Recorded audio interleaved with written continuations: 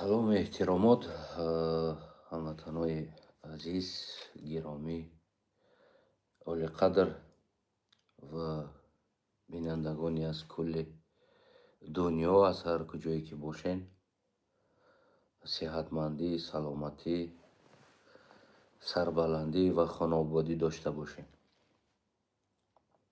имрӯза суҳбати мо барои Тоҷикистон ҳаст. албатта ки тасмимҳои Тоҷикистон болои сари муҳоҷирони Афғонистон, яъне афғонистонӣ ки дар Тоҷикистон паноҳ бурда буданд. алон аз расонаҳо дидем ки Тоҷикистон тасмиме гирифтааст ки 15 рӯз вақт бо муҳоҷирин ва агар наброянд аз Тоҷикистон, яъне бо ихтиёри худ ба ватанашон барнагарданд, Тоҷикистон хоҳад болои онҳо мисли Эрон яъне рондани аз кишвар маҷбурӣ болои ин муҳоҷирон бояд ҳаракат кунанд.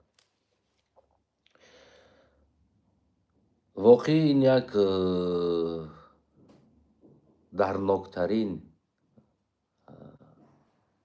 масъалаи якчандрӯзаи охир ҳаст ки мо мебинем сурат гирифта истодааст дар ҳаққи муҳоҷири афғонистониҳо, ки чӣ дар кишвари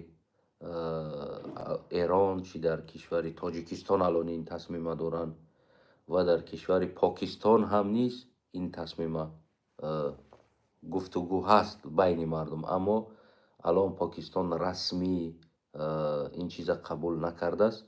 ман фикр намекунам ки Покистон то ин дараҷа гӯем рафтор кунад.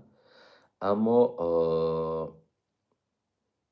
дар урфият мегӯянд ки дар иззати нафси касе нарасам. дар урфият мегӯянд ки кал додари кур, гӯем ки ин насли Эрон алон гӯем ки болои якдигар зулм карданд. Тоҷикистон ҳам ин тасмима дорад. бибинед, ҳукумати ҷумҳурии Тоҷикистон аввал мо пеш аз тасмим гирифтан дар болои як ғариб, як азиятдида, мо дур нарафтем. алон 30 сол шидагӣ аст. алон 30 сол шидагӣ аст ки мо кадом шароит будем, кадом ҳолат будем ва кадом рӯз будем гадои бурдаи нон бадин кишвар. аммо афғонистониҳо ҳазорҳо муҳоҷири алон он қадаре ки мо муҳоҷир дар Афғонистон доштем дар рӯзи 90 соли сахтӣ, он қадар муҳоҷир Афғонистон дар Тоҷикистон алон нест. дар байни кӯҳу пуштаҳо хайма задан ва бурдаи ноне аз хонааш овардан ҳамроҳи мову шумо тақсим кардан хӯрданд ва касеро аз гурснагӣ мурдан намонданд ва ба касе таъна назаданд ки барбигард ватанат бира, ва барои касе 15 рӯз муҳлат надод ки шумо бояд ба ватанатон баргарден, иҷа ватани мо ҳасту уҷа барбигарден биред. яъне ин буд инсонии мардуми Афғонистон. гарчанд шумо давои илму фарҳангу маданият мекунед ки он бечораҳо, он мардум аз ин илм ин қадар бархурдор нестанд ва ин қадар гӯем ки мисли шумо басаводҳо нестанд ба гуфти шумо, ва он қадар мисли шумо донишкадаҳоро хатм намекунад. як инсоне ки як донишкадаро ки хатм кард, он инсон ҷаҳонбинӣ, инсоншиносӣ уз бештар мешавад. аммо мардуми Афғонистон табиатан ин чиза дар вуҷуди худ доштанд ки ман ку як қарлоқ муҳоҷир нашидам, лекин худи тоҷикҳо шумо муҳоҷир шидем, яъне ҳамроҳи шумо бурдаи нона тақсим кардан, якҷоя хӯрдан. ин аввал ба қадраш расид, аввалин чизе ки ва мо дур бад намерем. алон имрӯз زیاده از 2 میلیون 3 میلیون مهاجری ما تاجیکستانی در بدر مردم گشته ایستاده است.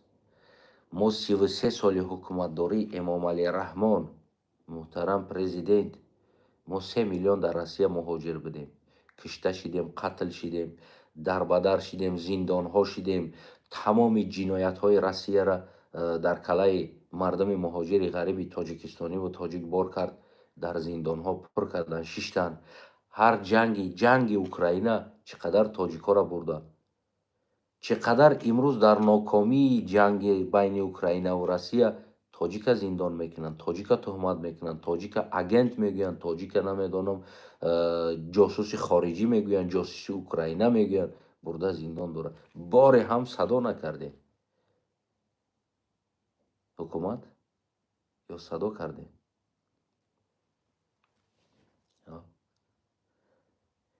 یک انسانی که از حال خود بیخبر است، که حال اونم حال همون کشوری همسایه داره، حال خلقش، احوال این ملت مظلوم تاجیکستان هم همون احوال ملت مظلوم افغانستان است.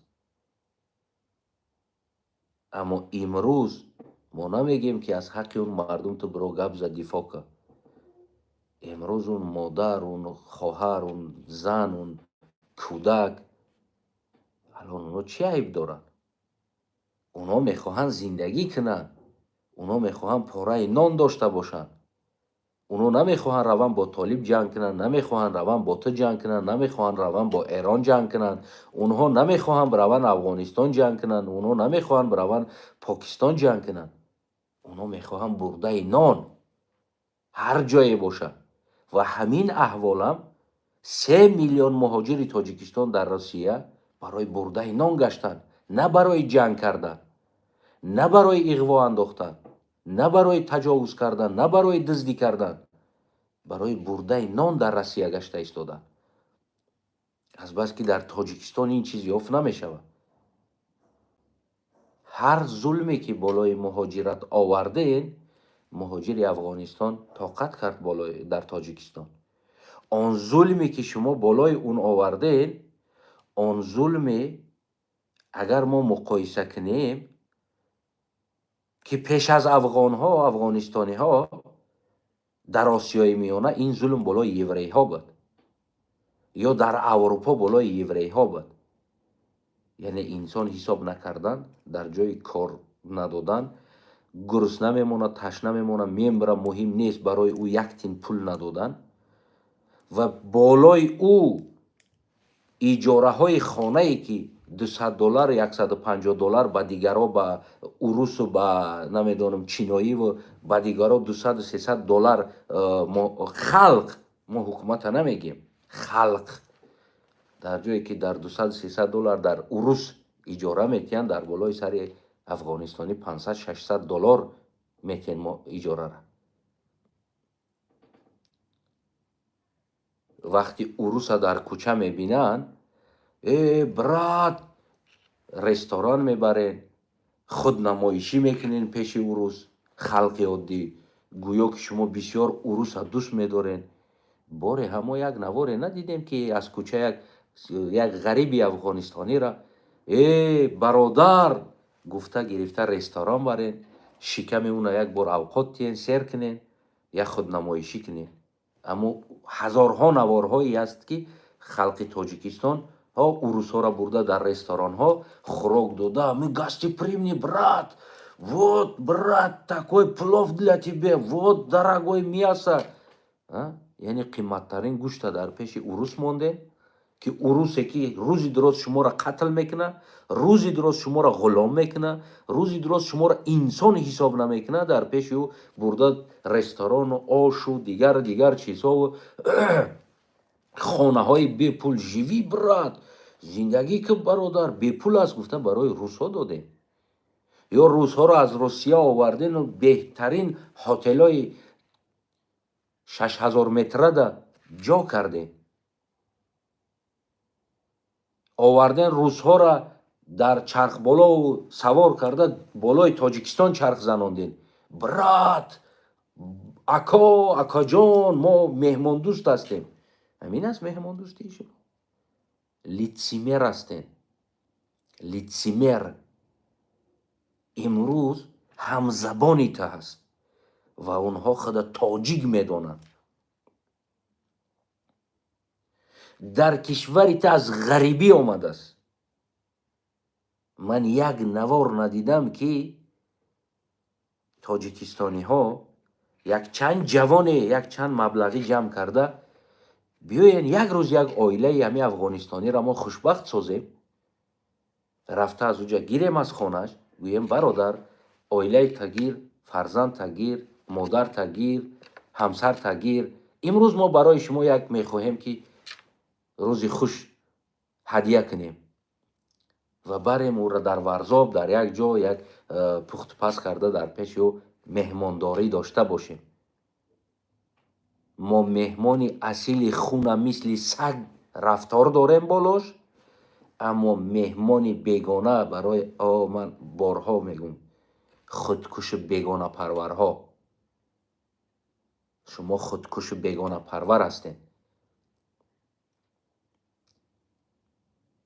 روزها برای شما برات هست، اکجان هست روزها، اما افغانستانی آنی که خونی شما هست، آنی که زبانی شما یک است، با او یک مثل سگ رفتار میکنین. یک حدود اجازت میتین از این بیرون نبرو، از وحدت بیرون نبرو، در همین جا قرار باش، دیگر جای نره. این است تاجیک بدنی شما، این است حکومت داری شما. من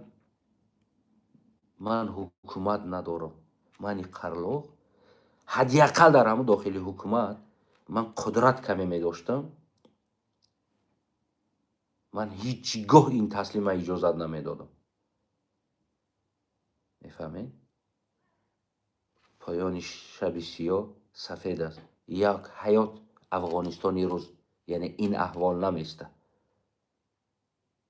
البته که آباد می شود، اما در تاریخ این بدرفتاری شما، این تصمیم های شما بالای سر این غریب ها در تاریخ ثبت می شود. هزار ساله ها نسل این افغانستانی این تاریخ می خوانند، همچنانی که 1000 سال باز چنگیز خان گفته شما میخوانین. شما ستالین هستین، ستالین، شما گیتلر هستین، شما از چنگیز خان هم بد هستین، شما چنگیز خان هستین. چنگیز خان بالای مغول خودش این ظلم نآورده بود، اما شما بالای تاجیک خطان این ظلم آوردین، بالای فارس خطان. شرم باد برای شما که من قرلوق از این ببرم به شما حرف بزنم. شرم باد شما بر این حکومت. ها ارتیست، ها تاریخ شناس، داملا جان و غیره ها، ما تاجیکا، ما فارسا، وقتی که اگر تاریخ دانی و تاریخ شناسی بیویا خدا میبری با کروش و سروش پیوست میکنی کو، خدا فارس میگوی کو، خدا قدیم میخوایی نشان بدی کو. آیا اینا نسل اونا نیسته؟ درباره تاجیکان در جهان حسابات بیایا، ما 10 میلیون در افغانستان، 15 میلیون در سمرقند و بخارا هستیم. اینقدر با مهربانی میخواهی کل اینا تاجیک نشان بدی کو، چرا امروز نمیخواهی این تاجیک در اون تاجیکستان اجازه زندگی بدی؟ این ابدی نیست در اینجا ماندن، اینا ابدی در اینجا نخواهن اینا ماند، اینا میرون وطن خود و هیچ انسان در جای دیگر ابدی نیست. اگر در اصل بگیریم این در وطن خود قرار داره. امروز آن حدود سیاسی که جدا شد با نام تاجیکستان و دیگر چیز ها، او غریب در وطن خودش است. خراسان بزرگ گفته در تلویزیون ها خدا می درانین کو در خراسان بزرگ قرار داره و از یک جای خراسان بزرگ با دیگر جای خراسان بزرگ آورد که با طریق بابای ستالین و بابای انگلیچناتان این حدودها را با نام ها تقسیم کردین. خب او در حدود خودش زندگی داره. از یک حدود دیگر به یک حدود دیگر آورد. خب یک مشزن، یک سپورتسمنتی ازبک زبان که خدا ازبک میدونه، از تاجیکستان به بخارا کوچیده رفت، سمرقند بخارا. او خدا گفت که من تاجیک نیستم، من ازبک هستم. چقدر نفرت ها بالاش بار کرده تا از زمینی ما تاجیکستان، از یک تاجیکستان زمینی خراسان به یک زمینی باز هم در زمینی تاجیکات زندگی داری. قدر لاف زدین، او قدر خودتون دراندین کو کنی. داملا جانов کجا هستی؟ کجا هستی تو؟ چرا از این حرف نمیزنی؟ نو ارتیستی که در دایما و ما فارسا، ما فارسا، ما چرا امروز خاموش هستین شما فارسا؟ فارس دوستدارا کجا هستین؟ بلاگیراتون دیگراتون روزی دراز در بدر مردم اینایی را ببین، اینایی را ببین، اینا ما در اینجا هستیم، ما در اینجا هستیم. باشی بده میگی چی مشکلی داره بدنیت؟ ما قمیص خورده استیم، ما در یورتا دیدیم، ما در نای بالای که هستیم. نادیده دید رید گفتگی گپ است. یعنی که اینمی است که وقتی که دیدی تمدن ترکا ریدی در اونجا. خب کنی یک بار گپ نمیزنین، نمیبروین گوین که ای برادر بالای سر شما مصیبت است. امروز صاحب وطن شما هستین، صاحب قدرت در دست شما تاجیکا است. ما که در اونجا از همین افغانستانی یک قرق بالاتر هستیم که سر کده نمیتونین. اما این تعناو را دائما میزنیم با ما که روین شما آلتای روین، شما مغولستان روین، آلتای روین، اجدادای شما از اونجا آمدگی است، شما روین در اونجا. یعنی این تعناو زیر همین نوارهای من هم است. این تعناو پیشنهادهای شما که ما رویم دیگر جا، یک علاج ندارین که همین چیزا قرار قبول کنین بالای ما. بالای ما ترک زبانای تاجیکستان این قرار قبول کنین. میدونین برای چی؟ برای که کم ترک الان حالی میفهمین که اونجا ترک زبانا زیاد هستن، یکی شورش شوه خیلی زیاد میخیزن. اون انسانایی که خپ هستن اونها هم میخیزن. اگر شما بدونین که در اونجا ترک زبان یک نمیدونم 100,000 300,000 400,000 است، الان امروز او قرار قبول میکنین که شما ما را از تاجیکستان رد کنین، بیرون کنین. این چیز هست.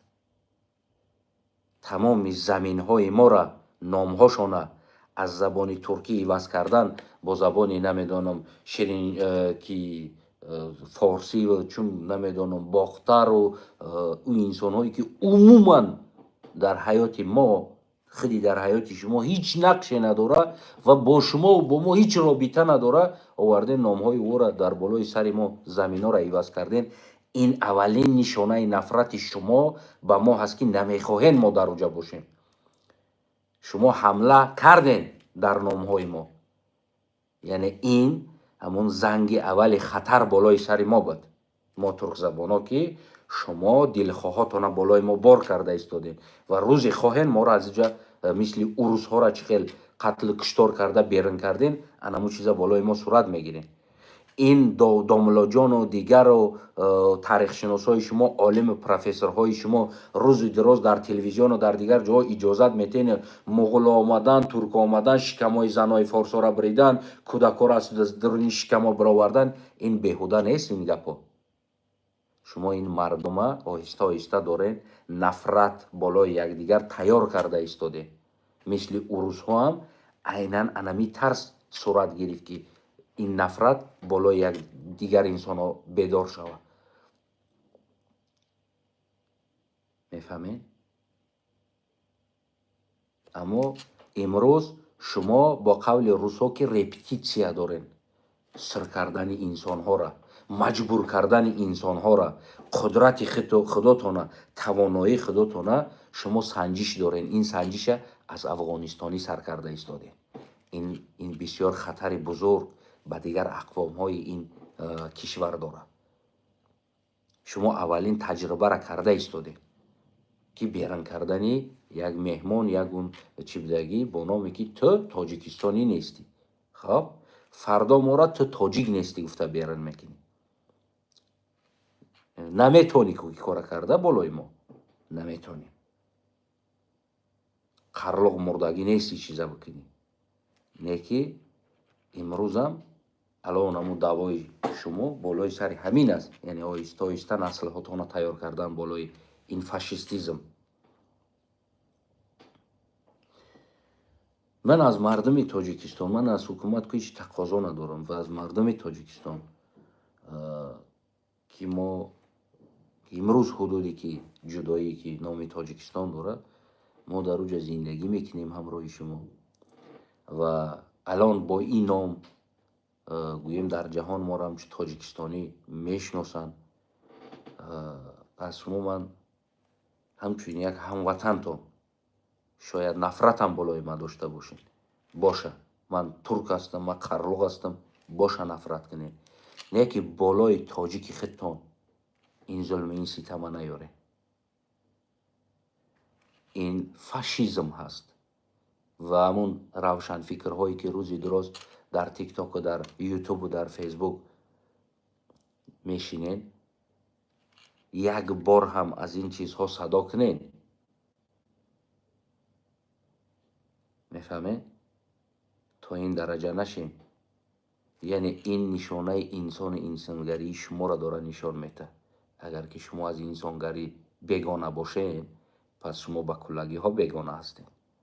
یعنی از شما آینده خطرهای بزرگ، نه تنها امروز افغانستانی، فردا داخل خود بدگی و بس فردا همسایه ها از شما باید انتظار باشن این خطرها را.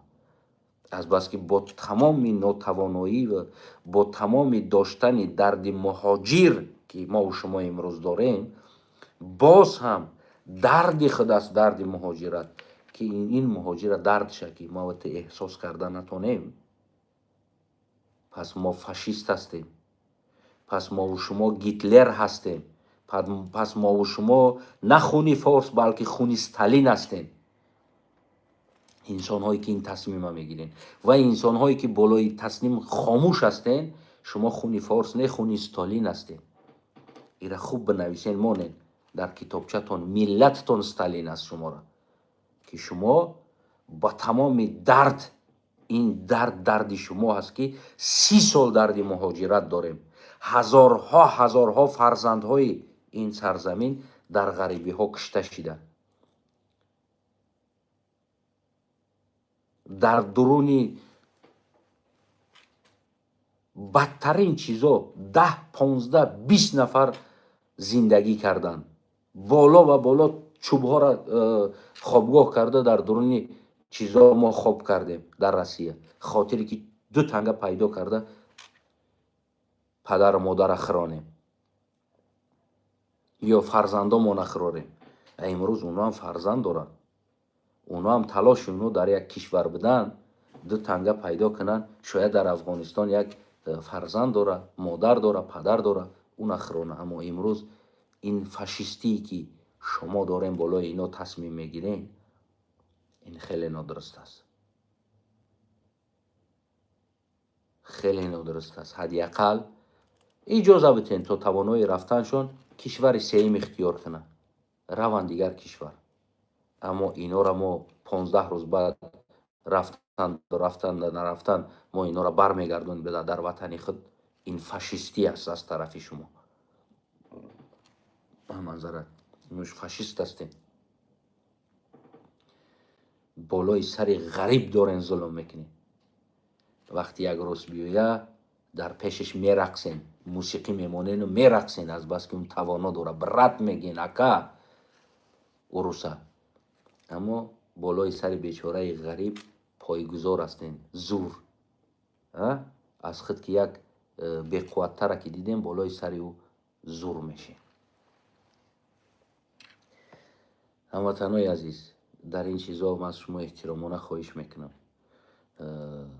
من تا امروز ندیدم که این مسئله گویم که درد جامعه تاجیک باشه، یعنی درد جامعه دواگر فارس، نسل فارس تاجیک ها باشه که اینهای جامعه درک کنن. اوکراینه را شب و روز می نوشتین از بس که منفیت داشتین، نمیدانم حمایه می گرفتین از اروپا و از دیگر جا، خاطری که شما اگر ضد روسیه یک مقاله بنویسین یا گفتار کنین، هم خیلی است از پشت اوکراینه شب و روز می نوشتین خاطر منفیت. مسئله سوریه و دیگر جوشه و 24 ساعت رسانه ها می نوشتین برای خالی سیاسی کار کردن، از بس که می دانین که شما در دخل نداره و کسی شما را چیزی نمیگه. مسئله قزاقستان شب و روز می نویسین خالی سیاسی کار کردن، نمیدانم دیگر چیزی است که آنا انقلاب شوه این می شوه. ضد روسیه اروپا و امریکا ضد مخالف روسیه شدن ایستادن روپروی روسیه، شما در دویدین طرف ضد روسیه خستین. در تاجیکستان بودن روسیه را برات میگفتین، اکا میگفتین، اروپا اومدین ضد روسیه خستین گپ زدین. من کو فاشیسم اگر در اروپا این فاشیسم صورت بگیره، من در همه جا ایستادم میگم این فاشیسم است، من اینو پنهان نمیکنم، در یک سر یک مردن است. اما امروز دردی فارس در حدود آسیای میانه در خود تاجیکستان داره قرار گرفته است یا در ایران شده ایستاده است.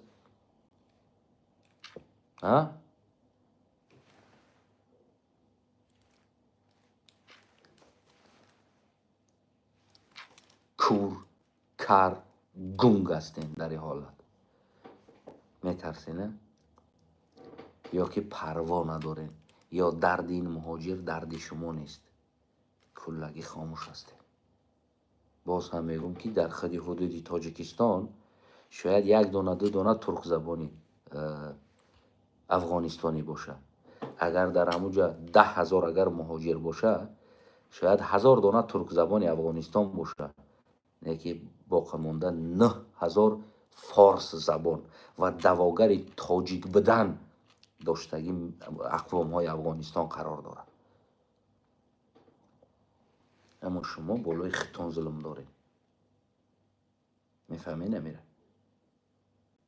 این از روی انسانی نیست، این نه در دین تغری میگیره نه در دنیوی، حتی که در همون بدینی هم تغری نمیگیره، حتی که در عالم حیوان ها نیست، در یک جنگل حیوان ها، عالم حیوان ها این قانون نیست.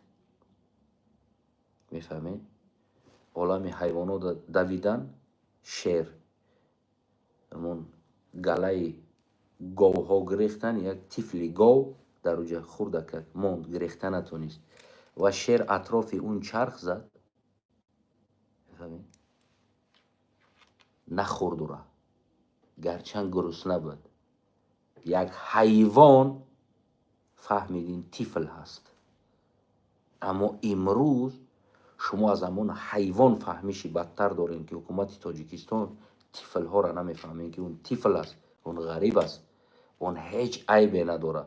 یا در ایران میگوین که افغانستانی ها جاسوس دیگر کشورها هستند، او طفل است که جا جاسوسی کنه، اون کمپیر است که جا جاسوسی کنه، اون مادر است که جا جاسوسی کنه. چی جاسوس میشه و او کودکا؟ یعنی کلی اونا را با نام جاسوس از کشور بیرون کردن. قربانی شما بی‌طرف نباشین در درد این ملت، در درد همسایه. میگن از خویش دور همسایه نزدیک خوب است. به هر حال زودترین وقت گوییم که کمکت میکنه، بیمار هم باشی و غیره باشی. اما امروز شما امان دشمن این سرزمین گشته ایستادین، چی ایران باشه چی تاجیکستان باشه، امروز شما دشمن این ملت هستین، یعنی دشمنی دارین. واقعی در تاریخ میمونین. اینه میره فراموش نکنین که 1000 سال بعد نسل این سرزمینی افغانستان اگر اون تاریخ کشایه که شما 2025 سال ایرانی و تاجیک ها با نام فارس ها چی بالای این مردم آوردین، چی از وطن اینا را بدرغه کردین، چی بالای سر اینا فشار آوردین، اگر 1000 ساله ها این تاریخ باعث نفرت شما نشوه، اگر نفرت بزیدی شما هر چیزی که گویه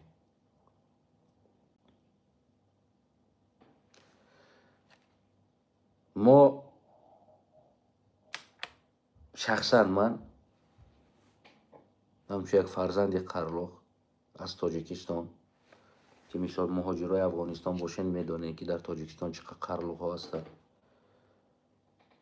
از یک طرف ناتوانایی ما در سیاست است واقعا و بی‌غیرتی ما در سیاست است که ما در سیاست جایگاه خود نداریم که ما بتونیم یک سر صدا کرده از حالت شما.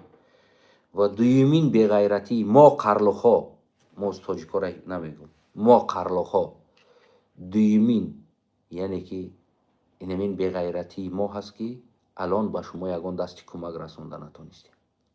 این بی‌غیرتی ما هست، این ناتوانایی ما بود، این از انسانیت دور بدن ما بود که ما در جایی که حداقل یک نمیفهمم یک ملا و ایشانی که شکمش تیر است او را نان دادن، همون نان آورده به شما صدقه میکردیم میدادیم، خانواده شما دا میدادیم.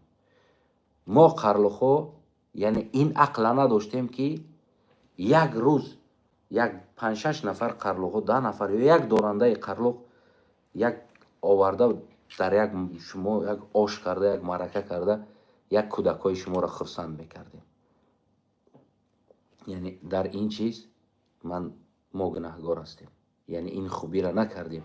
اما ما مهاجر در اروپا شدیم، هر ماه هر هفته آمدن ما اروپایی ها برای ما یک برنامه ها میکردن، کمک های مالی میکردن، کمک های خوراکی میکردن، کمک های خانه های بی پول میدادن که ما زندگی کنیم تا که خدا پیدا کنیم در اینجا.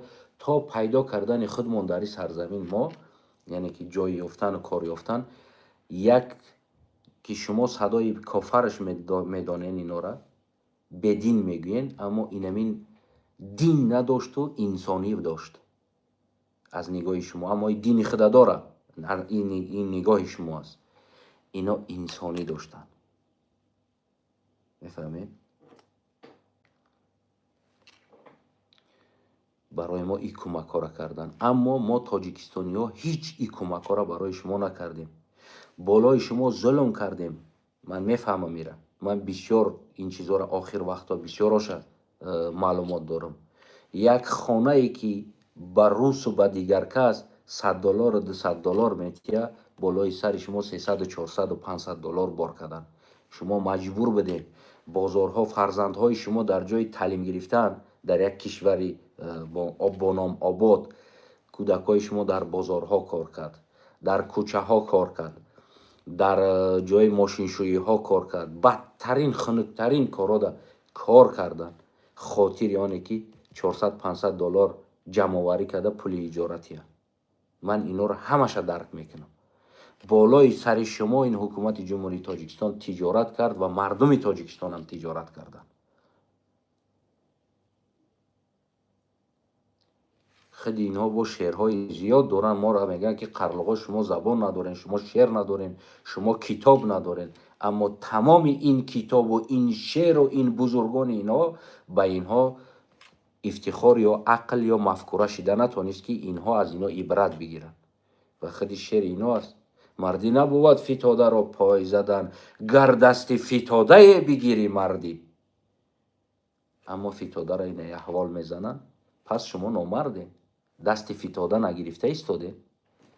خیلی بزرگان شما با شعراتان میگه که مردی نبود فتاده را پای زدن، گر دست فتاده بگیری مردی. پس شما نامرد هستین که فتاده را پای زنین دارین. میفهمین؟ باقی زنده باشین. انصاف برای شما از خداوند انصاف، ناموس، ننگ، انسانی خواهان است.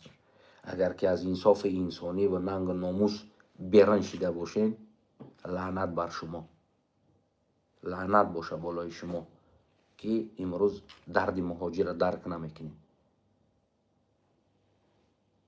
و مردمی که ترس دارین ببروین دفاع از حق این مردم کنین، سخن کنین، حداقل از وطنتان بدگیش دفاع کنین.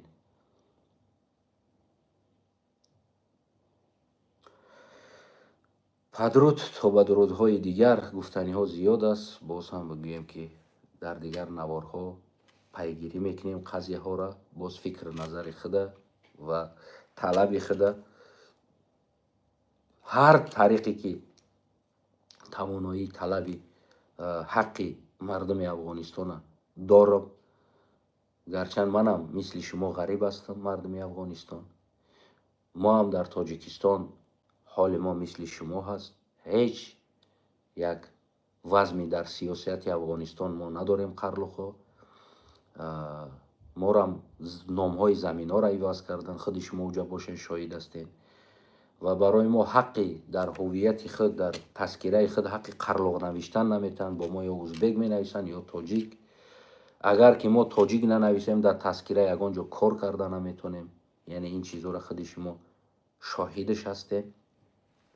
яъне болои мо ҳам зулми ҳаст, аммо не он қадар фишор боло ҳасту, не ки зулм ҳаст болои мо ҳам. ин оҳиста оҳиста мешавад. ҳар як чиз оҳиста оҳиста бо ҳамун ҷои даркорӣ мерасад. ба нобудӣ мебаранд инсонҳоро. аввал санҷида якта вақти мардум хомӯш бошад, иш ки ором шид дигар, яъне қадам ба қадам рафта истодан. аммо ман аз қадамҳои ино ман мефаҳмам ки чӣ шида истодааст. аз ҳамин лиҳоз ман куллан мухолифат ва ба ҳамин мардуми қарлуғи худа мегӯям, хезен мо дар сиёсат ҷойгоҳи худа дошта бошем. мо ягон чизе нестем ки ино моро истифода баранд. ман душманӣ ба тоҷикам надорам, аммо дар ҳолати болои сари ма ки ҳукмронӣ мекунад ва пой мемонад ва ҳаққи маро поймол мекунад, ман дифоъ аз ҳаққи худ дорам. мардуми тоҷик фикр накунед ки ман душманӣ ба халқият дорам, аммо ман ҷойгоҳи худ, ҳаққи худ дорам, талаб дорам.